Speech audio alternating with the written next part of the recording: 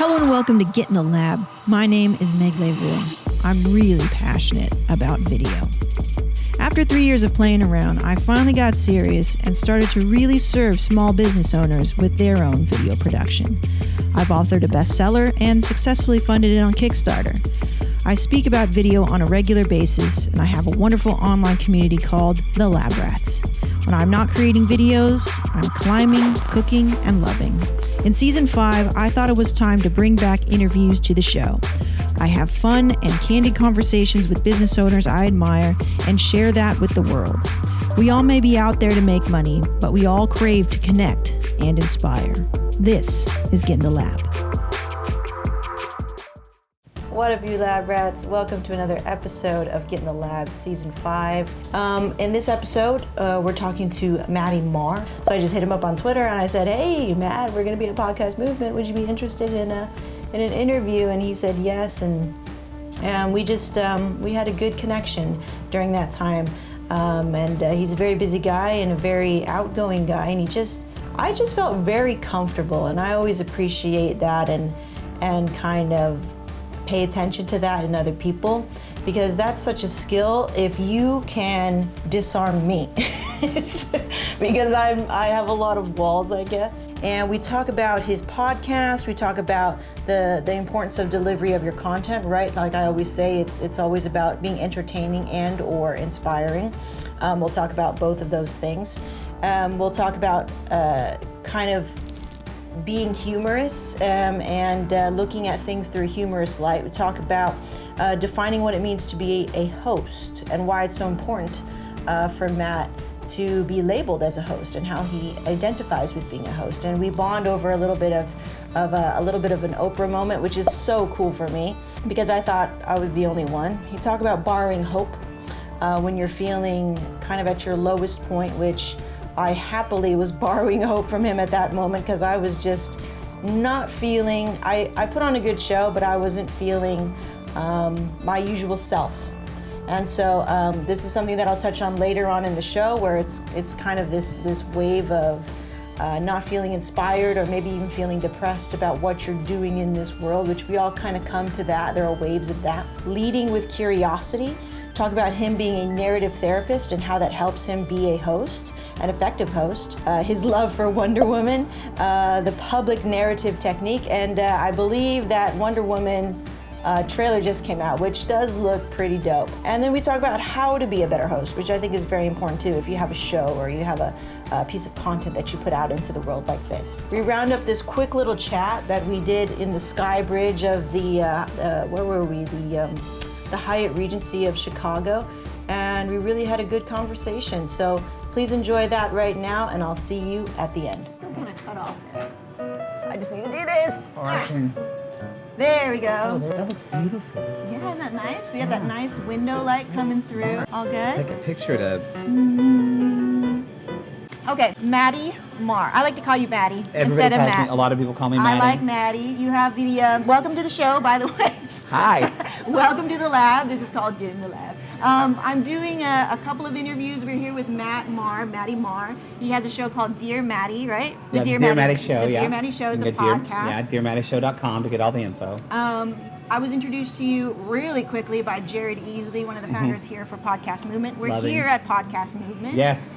You were hosting just previously today the PMX talks and stuff like that. Hilarious. And that's kind of the number one reason why I asked you to be on the show. So the point of the show is really to interview people and get their kind of insight and background story about people that I admire, people that inspire me. So the number one thing that was shouting at me when I first saw your content, because I was asking Jared, I was like, do you know anybody who I could really connect with? Because I don't go for names when I put out and look for people to come on the show. I said that today. I did that twice. I went after 2 people because they had a lot of Twitter followers, and it was the worst show ever.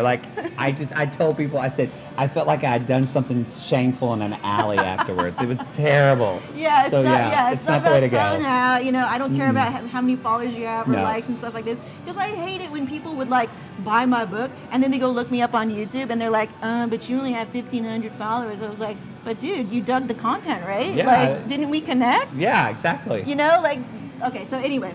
Yeah. What I want to ask you about, because Sure. we vibe, and I love your message, and I love the way that you deliver everything. And what I like to tell my lab rats, I call them the lab rats, is that it's all about how you deliver your message. Yep. You are extremely funny in the way that you deliver. The little one-off things that you have, and I think it's because of your actor background. Or I just have GDD.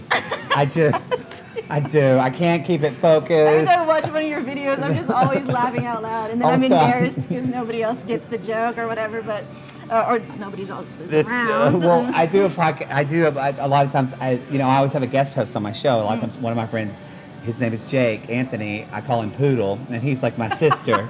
And we all the time. He always is going focus, because I get distracted. So that's where it comes from. So, like I always tell my students that your videos need to be either entertaining and or inspiring. Mm-hmm. I'm a quieter sort of person, mm-hmm. so my content is usually on the inspiring side. Mm-hmm. It's more calm, like on mm-hmm. this level. But then there's somebody like you, and I'm going to guess that you're an extrovert. Like it's easy for you to connect with people. For the most part. It depends on the situation. If it's like dating, that kind of stuff, I'm terrible. Terrible in a bar. But in a scene like this, like we're like, I'm fine. Yeah, I do okay. Like mm-hmm. Okay.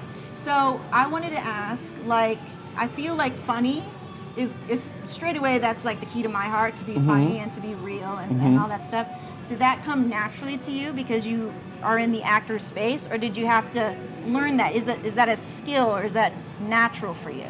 The funny bone in you. I think to me, it's more of a natural thing, and that's because, I've done improv, I've studied comedy, I've studied acting, but from a very large, crazy Southern family in Southern Oklahoma. And so just hearing them tell stories at Thanksgiving and the stuff we would laugh at, we definitely believe that in my family, you really could almost make a joke about any situation, because especially I don't know if this is for a lot of people, but especially in the South, my dad will tell this story about,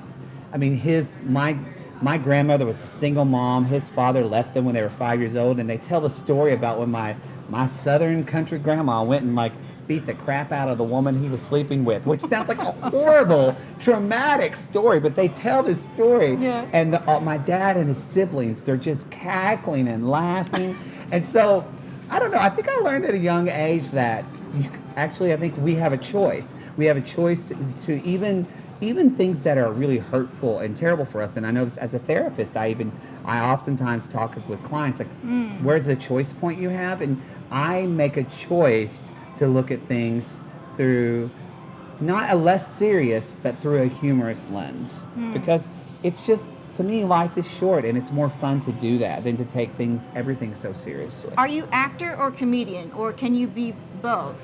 I feel like I'm host. For me, that's host. Okay, let's define that. For me, at a very young age, even at the age, I remember at the age of 12, 13, I would tape the Oprah Winfrey Show on TV, and I would come home and watch it, and I would pause before Oprah would ask a question. I would pause it, and I would ask my question. So it really is about. Oh my God! I love stories. For me, it's stories, and so for me, that's whether it's being a therapist, an actor, a host. I'm just fascinated by somebody's story and why that can resonate. So, can I just share something really quick? So, I love it. You shared this story about recording Oprah and kind of putting yourself in that position of interviewing, right? I did the exact same thing, but in my car. I would imagine I'm Oprah or some celebrity that I admire, and because I didn't really know how to speak very well when I was growing up, I would practice in the car on my long commutes. Like, what's it like to mimic the emotions and the words and the feelings and maybe the confidence, even though you don't have it, of the people that have it, right? And that's what I would do on my long commutes to just get better at talking to people. Exactly. Right? Yes, I thought I was the only one. We're all weirdos. We're all weird rats. I often tell a lot of my clients, especially that are dealing with depression and things like that, to borrow my hope. That it's okay. Even though they don't have hope for themselves, I do. And I do as a host as well. And so I borrow my hope, use it for as long as you want, and know that it's there. And then one day you're not going to need it anymore, and you can give that hope to somebody else. Oh, I love that. And I think that's what we have to do. We have to, every great artist, thinker, Mozart, he borrowed from Beethoven and then took it his own. I mean, that's just what we do as humans.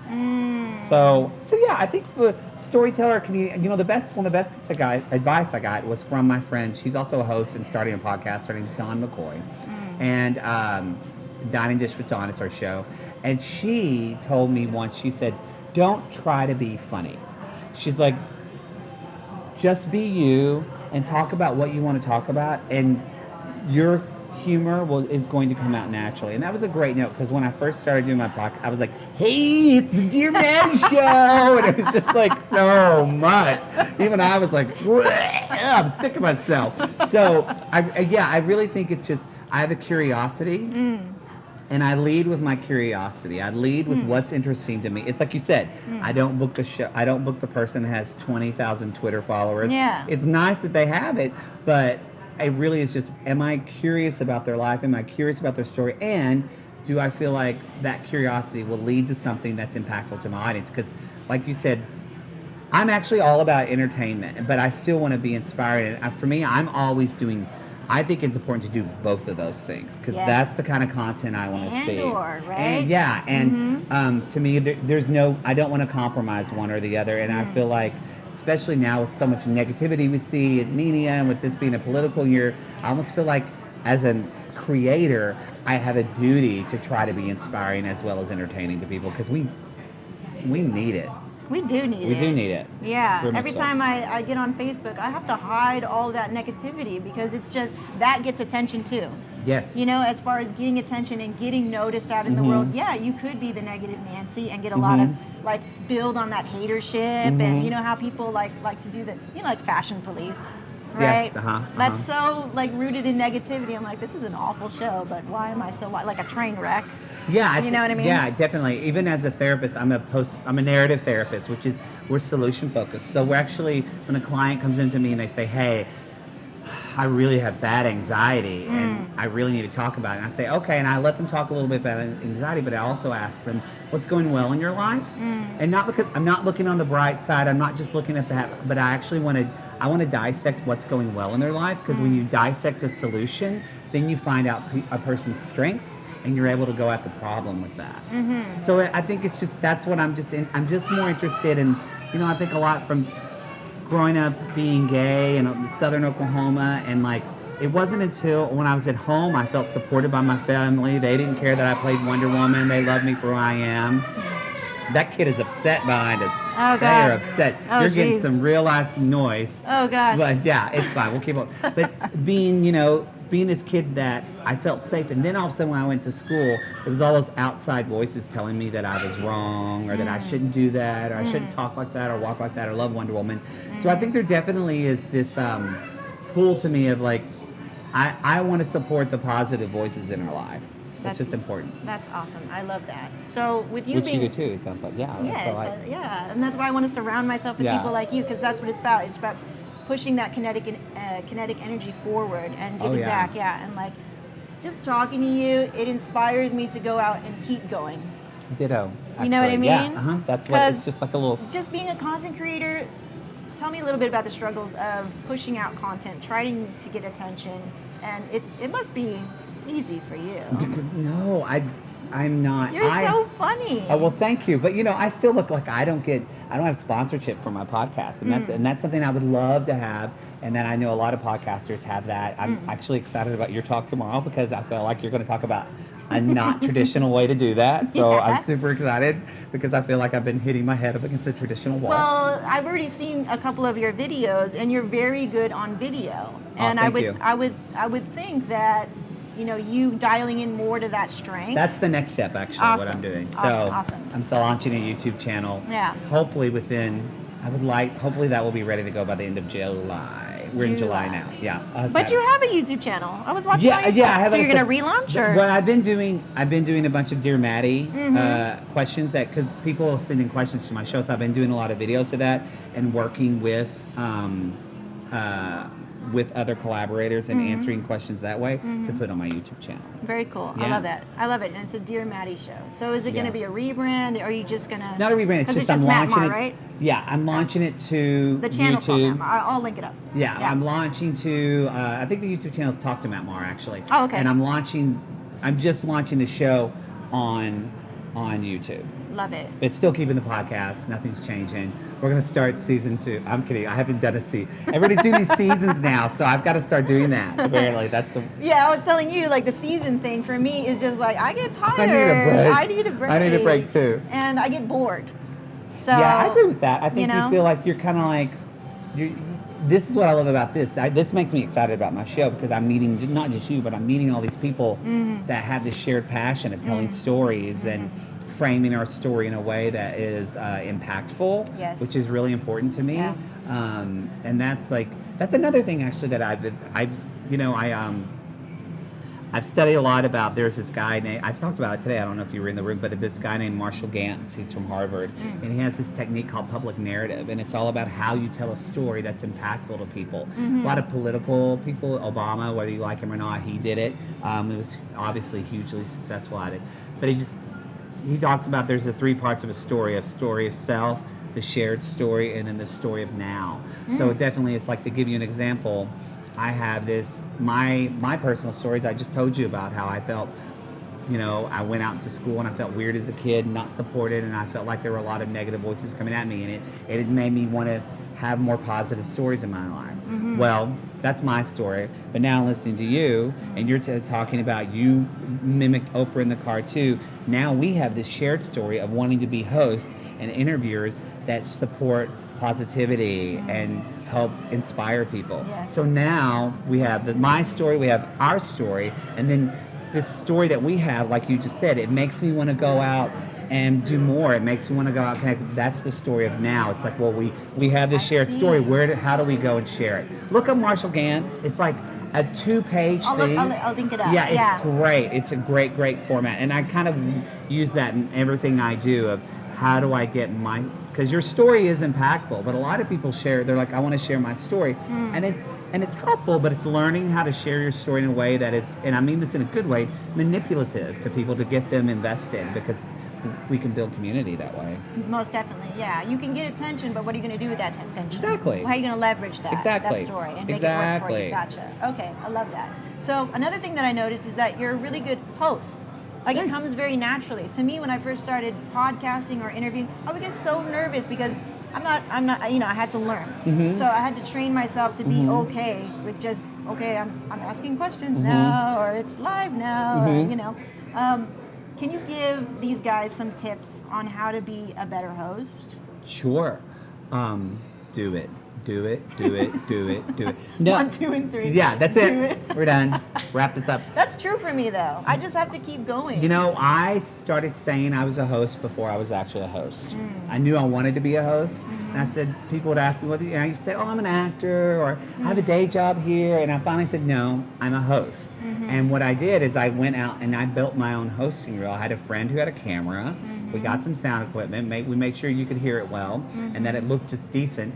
And I just went and did a lot of man on the street interviews with people, asking about what they were passionate about in life. So nerve-wracking. But boy, going up to strangers in the middle of the street and being like, excuse me, in the middle of like North Hollywood, which is all right. That was great though. We worked on that for about 2 weeks, going to all different places in the city. And from that, I built a reel for people to see, but also that was great. Great learning practice. And my first gig that I actually ever did was for MSN.com, and it was man on the street interview stuff that I had to learn. I saw some of that stuff. So, but it really is honestly, you can read about it, you can watch other people doing it, and that can obviously inform, but you've just got to do it. Just got to do it. Yeah. Sorry, you can read about whatever. You can read about it, you can watch other people, that informs how you work, but you just have to start doing it. And honestly, I won't say the F word, but you just got to mess up. You can if you like. You just got to fuck up a lot. You do that a lot. And then you'll go, did. yeah, I do still. Did. And then you'll figure out. You'll get a better understanding, yeah. Gotcha. Yeah, I love it. Just do it. So You are so pretty. I can't get again, Katie D. Your eyeshadow is great, and like your hair. I'm living for you right now. You're so pretty. Thank you so much. Thank you so much for being here. What are you promoting? Where can we find you? What are you promoting right now? Right now, I'm just kind of like, I've had the summer to just, I'm a summer camp director, or I founded a summer camp. You are everywhere. Kitty D. No, it's a leadership camp for LGBT youth ages 12 to 20. It's called Camp Brave Trails. Camps go, I used to be. And where are you based? It's in Southern California. Oh. And yeah. We're neighbors. Yeah, it's in the San Bernardino Mountains. Okay. But that camp's actually just started a couple of days ago, and I'm not a director anymore because I was kind of being honestly a half-assed director and a half-assed host and actor, and but I'm still heavily volunteer. But anyway, I've been prepping them and gearing up for that. So the next steps for me are really I'm again, the YouTube channel is going to launch. You can find everything at dearmattieshow.com. All my social media is the Matt Marr. I'm trying to do Snapchat more. I don't get it. I've watched like 4 videos from a 10-year-old who's really great. I think her name's Amber. I don't remember, but I'm trying to learn. Shout out to Amber. Hashtag Amber. I don't know. That sounds like an Amber Alert. Nobody's lost. Nobody's lost. It's fine. But yeah, that's really the next step for me. Is I really want to, honestly, I just want to, I love my podcast, and I'm still super interested in the show, and I'm interested in stories, so taking it to YouTube. I sold a show based on my podcast. I can't talk about too much because I signed an NDA, but we're basically shopping around soon to networks and things like that. So maybe that'll happen too. Yeah, that's about all I can say about that. Yeah, I'll have all those links down below. Thank you so much for being here. Of course, thank you for having me. Where can people find you on the social media? The Matt Marr, 2 T's, 2 R's. Cool. And yeah. Love it. Thank you so much. You're welcome. I appreciate You're welcome. And nice to meet the rats. Yes. Bye. Hey guys, welcome back. So I hope you enjoyed that little conversation with Mattie. Please look up his stuff. I linked everything up in the description. You can check out his show, The Dear Mattie Show.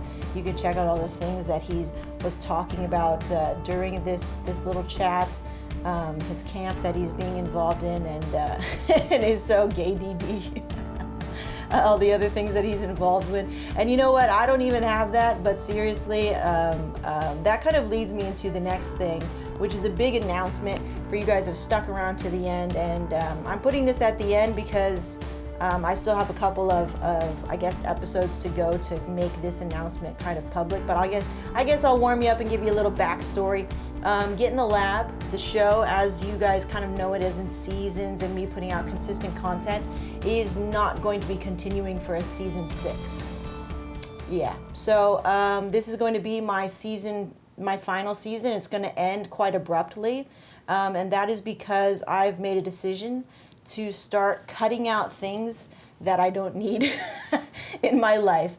And while I do need Get in the Lab, and it's not like I'm gonna stop making content. It's just evolving, and it's evolving into a format that's going to serve me. So I've been doing it, and it's kind of become this empty shell of a thing where I wasn't finding any fulfillment in it, and it wasn't serving my business. So with that being said, I took a look at a lot of things that were going on in my life, and I just started to cut the fat. I just started to cut the fat, as my husband likes to call it, and we had a nice little conversation about what we're going to do moving forward. We have a lot of buns in the oven. Not those buns, business buns. We have some business buns in the oven, and so those are requiring my attention and my energy, and I feel like my focus and energy for the last, I think, 3 to 4 months, maybe 2 to 3 months or something like that, hasn't been focused, and it's been draining my entrepreneurial spirit. And it's the reason behind the last couple vlogs where I've been talking kind of down and feeling a little depressed, which is, I'm glad to put that stuff out there because not too many people talk about that. And that's just my honest journey. And I really don't care what everybody thinks of what me cutting off the fat would look like to them or what it feels like to them. For example, I'll give you some really clear things like Get in the Lab Live. I cut that out. I canceled that event. And I'm publicly saying that now. I just sort of canceled things, and I cut off ties with I wrapped up ties with the rest of whoever I needed to wrap up ties with, and I did it in a professional way. But that was one of the things that I didn't want anymore. You know, I can give a lot of excuses as to, oh, we didn't get the numbers, or you know, I can blame it on some sort of outside thing, but I didn't want it. That's the truth of it. And I think the more that I came to accept that and accept and own up to that responsibility, I just didn't want it. It's like everything that doesn't come to fruition in your life, you need to take responsibility for. And so I take full responsibility for that, and I'm fine with that because I don't regret it. It was just a choice that had to be made. I didn't see that Get in the Lab Live was going to go anywhere or do anything beneficial for us in the way that I had been executing it, right? I didn't want it enough. So that's fine. That was one of the things I cut out. I'm cutting out the show.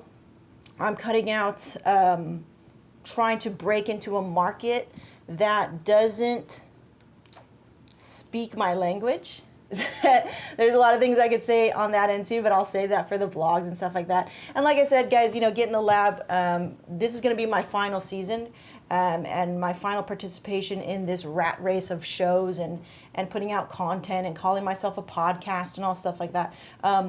That is ending. That kind of categorizing and that kind of labeling is ending.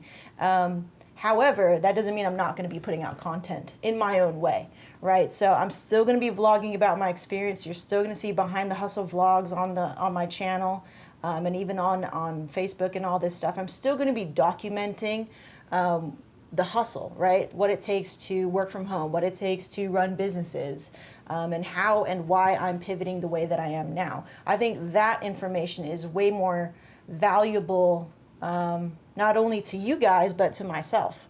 You know, I think through and through, you have to pull yourself back into honesty because there are so many things that can light up your world and go, ooh, shiny, let me go chase that. Ooh, shiny, let me go chase that. And it may say it doesn't work out because you're just chasing it for this kind of shallow reason. And soon enough, it kind of got away from you. So that's kind of how I feel that I've been following in this route of the show and of the podcast and putting out courses, and it's the same fucking thing. Like, I'm sorry for my language, but like, it's the same fucking thing, and I'm fucking tired of it. So I need to pivot, and I need to do something that is truly going to be beneficial for me and my family, right? So I don't see, and a lot of people are telling me, oh, that's a show of weakness, or that's weak, or you're stronger than that. It's like, yeah, I'm strong enough to be honest with myself and to have courage to follow what I know is going to be better for me and my family, right? So I think a lot of times maybe you guys will come to decisions or forks in the road like this, where it's like, when do I pull the plug? When do I call it quits and be okay with it? And, you know, I'll look back and I'll call this a failure, or I'll call that, a stumbling or whatever, but I'll fully embrace it like I do now. And I love this failure. I love letting these things go. I love quitting on Get in the Lab Live, if I could say that sort of proudly, kind of weirdly. It kind of sounds weird coming out of my mouth, but I do. I love it because I made that decision and I decided that wasn't going to work. And I'm not going to keep going in that direction if it's not going to work. Like, I need to wake up and pay attention to the signs. Sometimes I'm rambling at this point, but I want to thank you guys for sticking with me. There's still going to be value added to you guys. I'm not forgetting about you guys. I'm so grateful for the attention and the engagement that you give me all the weeks through and going and moving forward. If you drop off, like, that's cool too. But I got to do what's right for me and for my family, right? And this is something that I want to kind of underlie under everything that I do.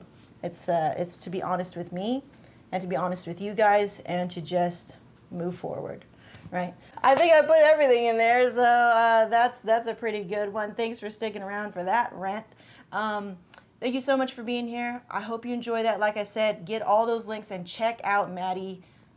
So cool. Such a cool guy to know. If you ever run into him in person, he's actually here in Southern California. If you ever run into him in person, like, go say hi to him, go shake his hand, say what's up, say that you saw him in the lab and all that stuff, and just say hi to him. And do me a favor and say hi to him on social. Okay, so good things, all good, guys. I love you. I love you for being here.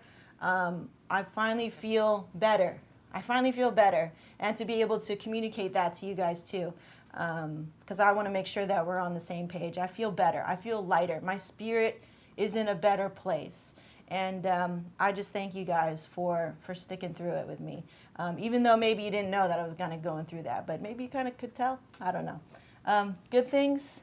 Once again, my name is Meg, reminding you to get in the lab. We'll see you. Hey, don't go away. I got one more, maybe two more episodes left here on the lab. Yeah, we're gonna go 2 more episodes. See, this is how we roll. 2 more episodes. I got 1 more episode with Jay Wong. He really made me consider a lot of the changes that are going on, and it made me kind of come back to ground zero and consider how I was going to solve this issue of not being excited anymore and feeling kind of depressed about where I was in my business and where I was going and what I was doing. I felt very lost. And we go through this conversation in the next episode. And then after that, I'm going to do kind of a solo episode, round everything up for you guys, and then we're going to call it that. We're gonna you know, kind of dust off our hands and look at this thing that we built called Get in the Lab, the show, and move forward from there and start just doing creative vlogs like I do. I love creating vlogs. So I'm just pivoting. It's not like I'm leaving you guys. I'm still gonna be creating content. You're still gonna be getting my story, my take on entrepreneurship, and you know, you take whatever you can take from that. But yeah, that's what's coming up. Stay tuned for that, and I'll see you next time. Peace.